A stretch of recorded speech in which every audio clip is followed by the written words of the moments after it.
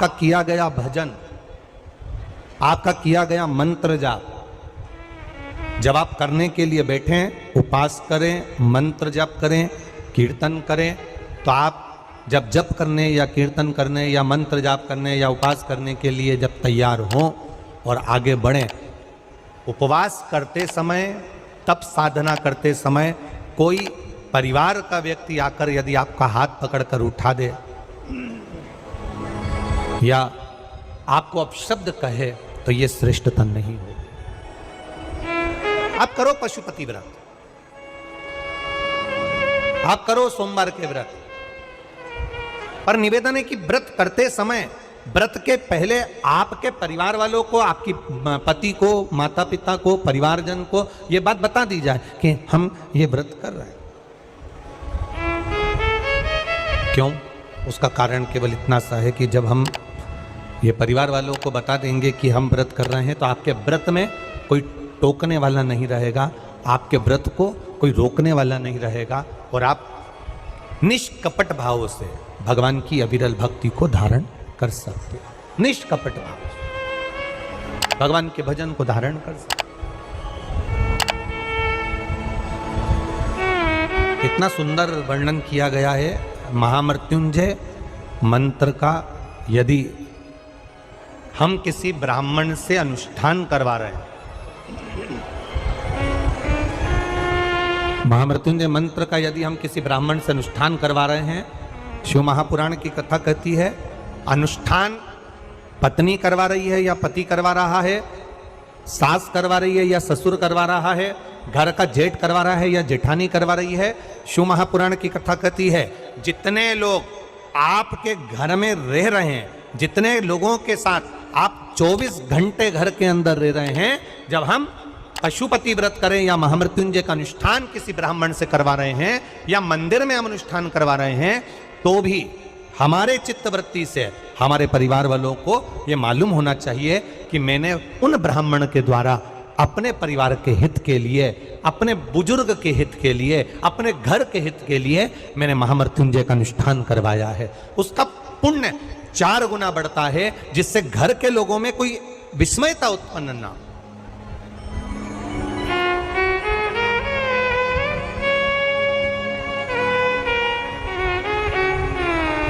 हमारे भीतर कोई विस्मयता उत्पन्न ना हो,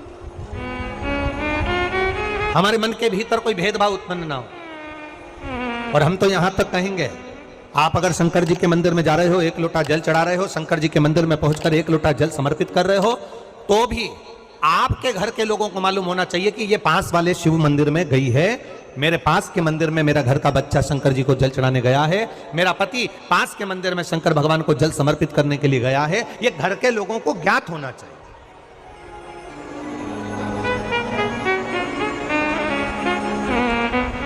घर के लोगों को ये मालूम होना चाहिए कि ये पास के मंदिर में मेरी धर्म पत्नी गई है, पास के मंदिर में मेरे माता पिता गए, पास के मंदिर में मेरे परिवार के लोग गए। ये आपकी चित्तवृत्ति में और परिवार की चित्तवृत्ति में ये बात रहना चाहिए, छुपा कर नहीं जाना।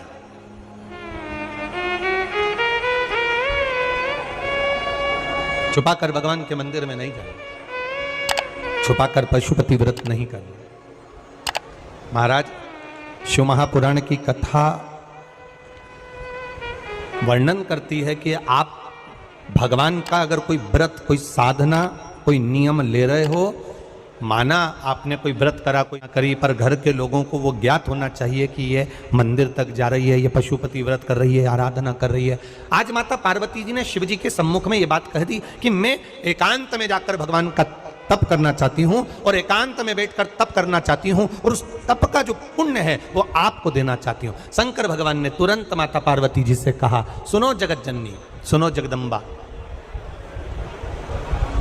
सुनो पार्वती, आप तप करो, मना नहीं है, आप साधना करो, मना नहीं है, आप आराधना करो, मना नहीं है, और आप सोचो कि आपकी करी गई तप साधना का पुण्य आप मुझे दे दो, तो भगवान तुरंत कहते हैं, पार्वती जी मुझे आपके तप साधना का पुण्य नहीं चाहिए, आप अपना पुण्य अपने पास में रखो, हमें आपका पुण्य नहीं चाहिए।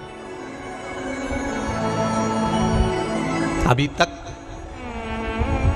जितनी शिव महापुराण की कथा हुई उस कथा में आज तक ये बात नहीं निकली जो आज आप लोगों के बीच में इस भोपाल नरेला विधानसभा में जो कथा चल रही है इसमें ये कहना चाह रहे हैं। बड़ा ध्यान लगाकर सुनना। आप अगर 5 महीने तक, 6 महीने तक, 3 महीने तक, 2 महीने तक, 15 दिन, 20 दिन, 1 महीना, 1 साल, 2 साल, 8 साल, 4 साल अगर आपने शंकर भगवान को जल चढ़ाया है तो शिव महापुराण की कथा यहाँ तक कहती है कि आपके घर में अगर कोई व्यक्ति बहुत दयनीय स्थिति में पड़ा हुआ है, हॉस्पिटल में पड़ा हुआ है, कोई तकलीफ में पड़ा हुआ है, कोई कष्ट में पड़ा हुआ है, तो आप जब भगवान शिव को जल समर्पित करो तो बाबा से ये विनती कर कर भी जल समर्पित कर सकते हो कि मेरे परिवार का एक व्यक्ति, उसका ये साथ में ये हो गया और वो हॉस्पिटल में पड़ा, उसका नाम ये है, गोत्र ये है। बाबा हमने जो तप साधना करी है, हमने जो इतने महीने तक आपको जल समर्पित करा है, हमने जो बेलपत्र समर्पित करी है, मेरे बाबा आज स्वीकार करना।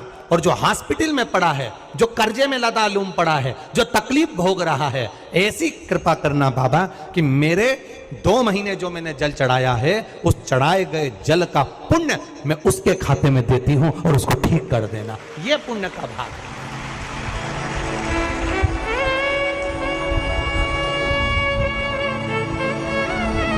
ये पुण्य का भाग है।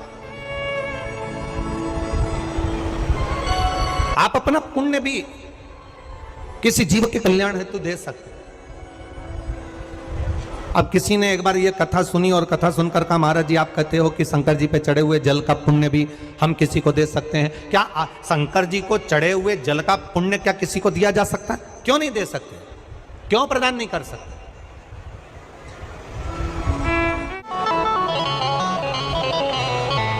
एक पुण्य का अपने भीतर एक विचार फिर करिएगा। बड़े बड़े सावधानी की कथा है। आप लोग सोचो कि यह कथा यहाँ से सुनी, यहाँ से निकाल दी, बच्ची को चीती कपड़े में झटकार दी। यहाँ कथा अगर सुनने के लिए आए हो तो थोड़ा दिल लगाकर सुनना, मन लगाकर सुनना। हो सकता है एलईडियाँ थोड़ी बंद चालू हो, मना नहीं है, पर माइक की व्यवस्था आपके पास में है तो दिल लगाकर सुनो। जहाँ मौका मिल जाए वहाँ बैठकर अपना चित्त लगाकर सुनना, क्योंकि 3 घंटे में से केवल 2.5 घंटा आपको प्राप्त होता है। बाकी का पूरा समय आप लोग यहाँ सुबह 6 बजे से रात को 3 बजे से 4 बजे से इस कथा का इंतजार करते हो। शायद दुनिया की पहली कथा होती है शिव महापुराण की कथा, जिसको लोग रात को 4-4 बजे से 3-3 बजे से जगह संभाल कर बैठकर कथा सुनते हैं। तपती हुई धूप, भयंकर गर्मी, 2 किलोमीटर दूर तक पैदल चलकर आना और बैठने के लिए इतना 8-8, 9-9 पंडाल लगाए गए, पर 9-9 पंडाल भी फुल हैं। उन पंडालों में जगह नहीं। धूप में छाता पकड़ना, चादर पकड़ना, साड़ी पकड़ना और उसको पकड़कर बैठे रहना। तपती हुई धूप में जहाँ तहाँ बैठकर कथा सुनना, ये दुनिया की पहली कथा है जिसको लोग कभी भूल नहीं पाएंगे कि इतनी धूप में भी लोग कथा सुन सकते। इतनी धूप, इतनी गर्मी, और केवल एक जगह नहीं, जहां शिव महापुराण की कथा का रसतत्व होता है वहां लोग इंतजार करते हैं 3-3 बजे तक। इसको छूटने मत देना। करंट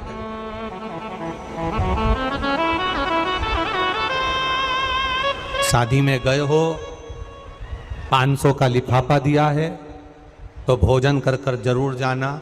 और कथा में धूप में चलकर आए हो तो भले आधे घंटे की सुनना, पर कथा में दिल लगाकर जरूर जाना। दिल लगाकर जाना, चित्त लगाकर। आप अगर 1 लोटा जल भगवान शिव को समर्पित कर रहे हो, आप एक बेलपत्र भगवान शंकर को समर्पित कर रहे हो, आप एक शमी का पत्ता भी भगवान शंकर को समर्पित कर रहे हो, आप भगवान शंकर का पंचानंद स्नान करा रहे हो, आप भगवान शंकर के मंदिर का शिखर दर्शन कर रहे हो, आप भगवान शंकर के मंदिर में जाकर झाड़ू लगा रहे हो, पोछा लगा रहे हो, सफाई कर रहे हो, तो भी तुम्हारी चित्तवृत्ति में रहना चाहिए कि जब किसी पर दुख की घड़ी आए, किसी पर तकलीफ आए, किसी पर कष्ट आए, हमारा करा गया पुण्य हम उसके खाते में दे सकते हैं। हम अपने पुण्य को दूसरे के खाते में प्रदान कर सकते हैं।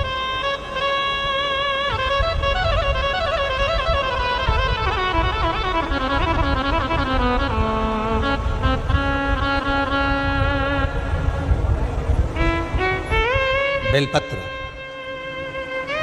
जरा ध्यान देना हो। ये बेलपत्र जो होता है,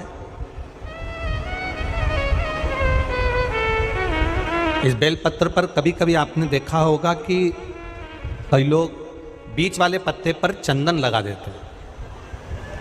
ये जो बीच का पत्ता होता है, इस पर लोग चंदन लगा देते हैं। शिव महापुराण की कथा कहती है, अगर भूलवश भी, अनायास आपके पास बेलपत्र भी नहीं है, शिव जी का चढ़ा हुआ बेलपत्र भी अगर आपने उठा लिया और उठाकर उस बीच वाले पत्ते पर एक चावल का दाना रखकर भी आप भगवान भोलेनाथ को समर्पित कर रहे हो, तो ये समझ लेना कि तुमने महीना, 2 महीना, 4 महीना, 6 महीना, 8 महीने में, हम तो हमेशा कहते आए हैं, आज फिर कह रहे हैं, 1 महीना पूरा हो जाए जल चढ़ाते, 2 महीना पूरा हो जाए जल चढ़ाते, 3 महीना पूरा हो जाए, 4 महीने पूरे हो गए, 6 महीने पूरे हो गए, या आपका साल भर पूरा हो गया, प्रयास करा करो एक पत्ते पर एक चावल का दाना रखकर शिव जी को समर्पित करना। क्यों? जो तुमने पूर्व में जल चढ़ाया है, वो चावल का दाना अक्षय, उसको अक्षत माना जाता है, अक्षय माना जाता है। मतलब तुमने अभी तक जो जल समर्पित करा है वो कभी समाप्त तो नहीं हो सकता, उसका पुण्य तुम्हारे खाते में चले गया, अब तुम उसको किसी को भी प्रदान कर सकते हो।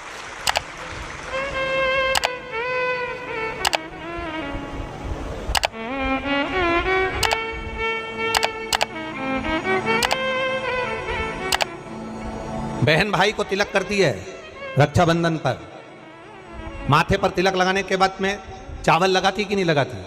बोलो, जम के बोलो जरा। लगाती है? बोलते जाओ जरा। लगाती है, ठीक है। मंदिर में आप पूजन कर रहे हो, घर में कोई अनुष्ठान कर रहे हो, पंडित जी तुम्हारे मस्तक पर तिलक करते हैं तो चावल लगाते कि नहीं लगाते? बोलो बोलो, जम के बोलो। लगाते। तुम्हारे घर में शादी ब्याह होता है तो तिलक करा जाता है तो चावल लगाया जाता कि नहीं लगाया जाता? लगाया जाता। सब समय पर चावल, मस्तक पर कंकु का तिलक, चंदन का तिलक, जो भी तिलक तुम्हारे मस्तक पर लगा है, कोई अगर लगाएगा शुभ कार्य में तो चावल जरूर लगाएगा। बस एक कार्य ऐसा होता है जिस समय पर मस्तक पर तिलक करा जाता है पर चावल नहीं लगाया जाता।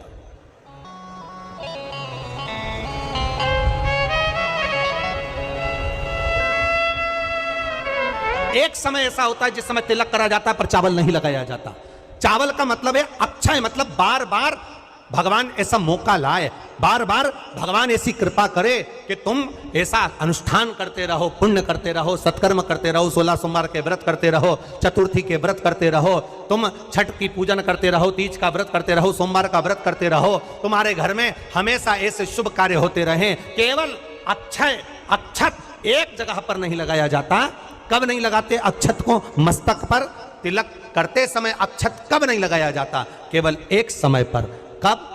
जब घर में कोई शांत हो जाता है और शांत होने के बाद जब मस्तक पर पगड़ी का क्रम होता है, उस पगड़ी के क्रम पर तिलक तो लगाया जाता है पर चावल नहीं लगाया जाता।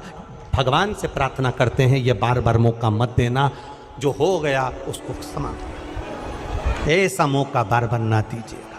हाँ, पगड़ी पर से उठ गए, अच्छा काम करने के लिए मंदिर जा रहे हो, स्थान छोड़ने के बाद अब तिलक लगाओ और उसमें चावल ढेर सारा लगाओ, कोई मना नहीं। पर अक्षय, उस अक्षत की महत्वता को समझना कि उसको बारंबार प्राप्ति ना हो, ऐसे कार्य की प्राप्ति ना हो, अच्छे कार्य की प्राप्ति, श्रेष्ठ कार्य की प्राप्ति, शुभ कार्य की प्राप्ति। अगर मौका मिले तो एक बार भविष्य पुराण, और एक बार मौका मिले तो कुर्म पुराण, और एक बार मौका मिल जाए तो नंदी पुराण, ये 3 पुराणों का स्मरण करना, इसमें आपको अक्षत की महत्वता प्राप्त हो। भविष्य पुराण, कुर्म पुराण और नंदी पुराण, इन 3 पुराणों में आपको अक्षत की महत्वता प्राप्त होगी कि चावल की महत्वता क्या है। एक चावल का दाना जब अशोक सुंदरी वाली जगह पर चढ़ाया जाता है, एक चावल का दाना अशोक सुंदरी वाली जगह पर चढ़ाया जाता है। हम माताओं से हमेशा कहते हुए आए हैं, आज फिर निवेदन करेंगे, जिस माता के गर्भाशय में गांठ हो गई हो, जिस माता के गर्भाशय में गठान पड़ गई, अक्षत, एक चावल का दाना, गर्भाशय में गांठ हो गई, डॉक्टर को दिखाया, गर्भाशय में बच्चा दानी के अंतर्गत गांठ पड़ गई, गर्भाशय में गांठ पड़ गई, बड़ी तकलीफ की जिंदगी जी रही है, डॉक्टर कह रहे ऑपरेशन करवाओ, डॉक्टर कह रहे ऑपरेशन करवाना पड़ेगा। एक बार मेरे भोलेनाथ पर जल चढ़ाना प्रारंभ करो, एक चावल का दाना। अशोक सुंदरी की जगह मालूम है ना सबको? अरे बोलो अशोक सुंदरी।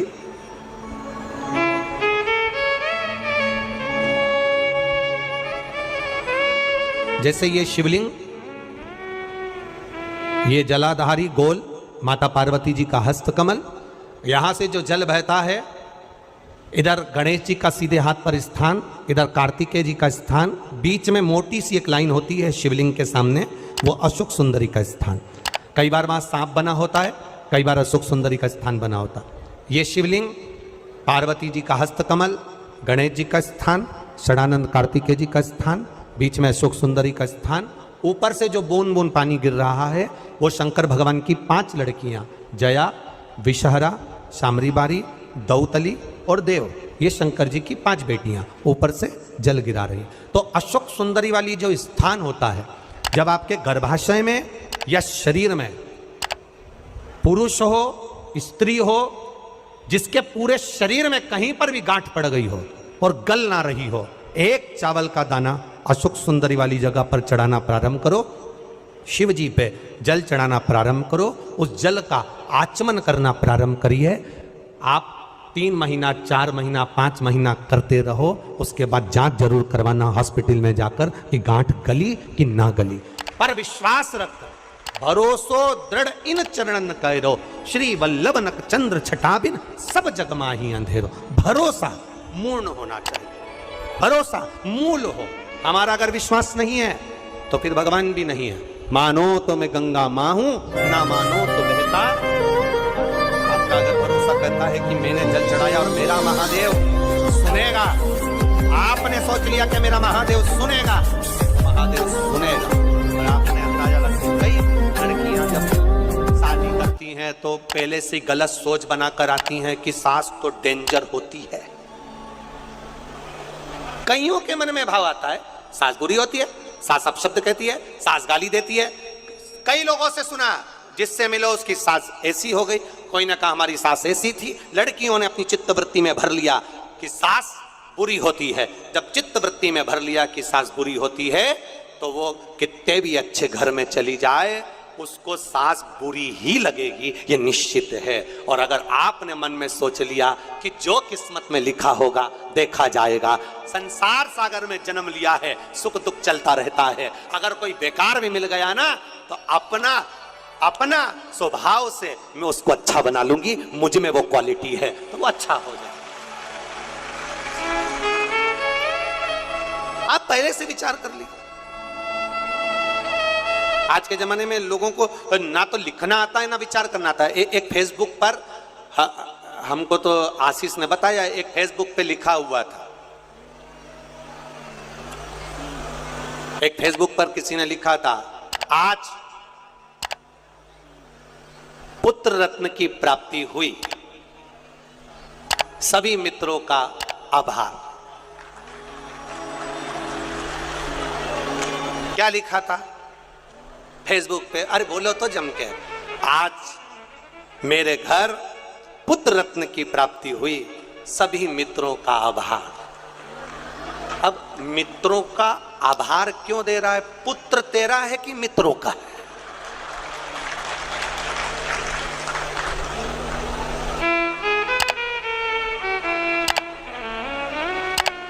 बोलो जम के बोलो। लिखना चाहिए ऐसा, पर स्मरण नहीं है, चित्तवृत्ति में नहीं आया है, ये आना चाहिए।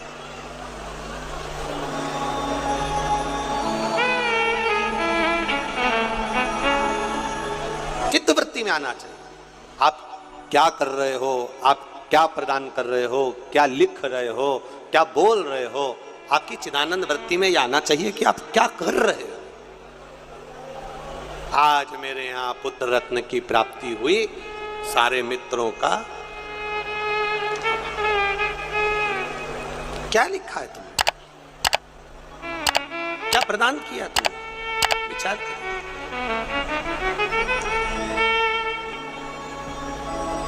आभार किसका होना चाहिए था? आज मेरे घर पुत्र रत्न की प्राप्ति हुई। महादेव आपका आभार, आपकी कृपा, आपकी दया, आपकी करुणा, जो ये पुत्र रत्न की प्राप्ति मेरे घर में हो गई, ये आपकी करुणा से हुई, ये आपकी उदारता से हुई।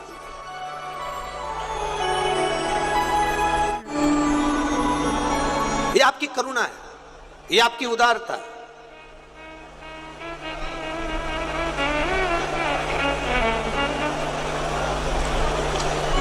ये कथा हमने कल भी कहा था कि कथा और कहीं भी हो सकती थी, भोपाल में ऐसा जरूरी नहीं कि आदरणीय विश्वास भैया के यहाँ हुई, कथा कहीं पर भी हो सकती थी।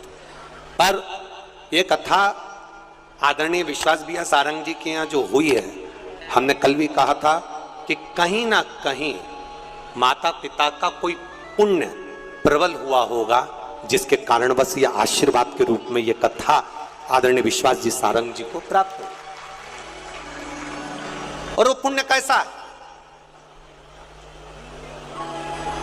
जब हमने पता करा तो हमारे स्मरण में आया कि जब स्वर्गीय श्री कैलाश नारायण जी सारंग जी बीमार पड़ गए और बीमार पड़ने के बाद जब दिल्ली में एडमिट हो गए और उनका इलाज चलता रहा, तब हम कभी भी जजमान परिवार से ये कुछ भी नहीं पूछते और ना हम उनसे बात करते हैं कि तुमने क्या करा क्या ना करा। हम तो हमारे जो सेवादार लगे रहते हैं, कार्यकर्ता लगे रहते हैं, उनसे पूछते रहते हैं। तो बताया कि गुरुजी विश्वास भैया सारंग भोपाल में उस समय पर भी मंत्रिमंडल में थे, जिस समय पर पिताजी का स्वास्थ्य खराब था, तो यहाँ पर संभालते हुए यहाँ पर भी सारी मीटिंग अटेंड करना और रात के समय जाकर अपने माता पिता की सेवा करना दिल्ली में, यह कोई सहजता का विषय नहीं होता। और उसी का पुण्य फल, उसी का एक आनंद, उसी का जो पुण्य है, उसी का जो पुण्य फल मिला है, वो ये मिला है। ये उसी का पुण्य फल, ये कोई सहज नहीं।